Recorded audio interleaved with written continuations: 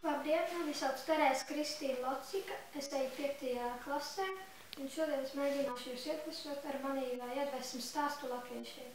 Mani hobiji ir mūzika, dziedāšana videospēle galvenokārt, papagaiļu audzēšana, stāstu rakstīšana un zīmēšana, par ko arī būs stāsts. Galvenie objekti, ko es zīmēju, ir putni, kaķi, suņi un zirgi.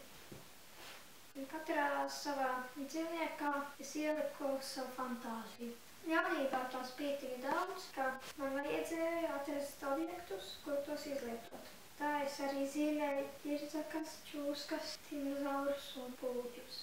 Gandrīz viss domāja, ka esmu ļoti dīvaina, kāpēc meitenei jāzīmē un jāmīl tie briesmīgie radījumi, bet, kad viņi ieraudzīja manas zīmējumus un stāsti, viņi ne visi mani saprata un arī sāk tos iemīlēt. Un iemesli, kāpēc man viņi tik ļoti patīk, ir tāpēc, ka viņi nemaz neeksistē, tāpēc tos var izveidot kādus vien grib.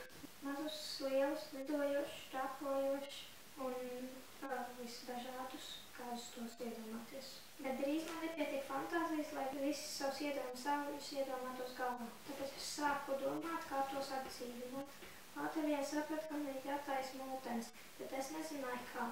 Sākumā es instalēju datorā programmu Pencil, bet sapratu, ka uz datora zīmēt ir pārāk grūti. Nākamā doma jau bija, bet to īstenoju, kad noskatījos vienu sēriju no Raidījuma Darderi, kurā puika taisīja atskaists mūtens ar plastelīnu.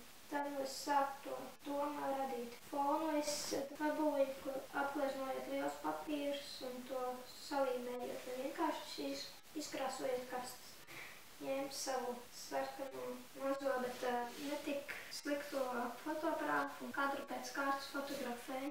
Izlādēju kadrus datorā, mammas palīdzīju kadrus salikt kopā, izveidot filmu programmā Movie Maker. Tā radās manas pirmās mūlfilmas. Es skaņu vēl nav, bet es ceru to kaut kad izveidot. Līdz datora izvēna mūlfilmas līmenī man vēl ir daudz jāstrādā, bet es ceru, ka kaut kad to varēšu sasniegt.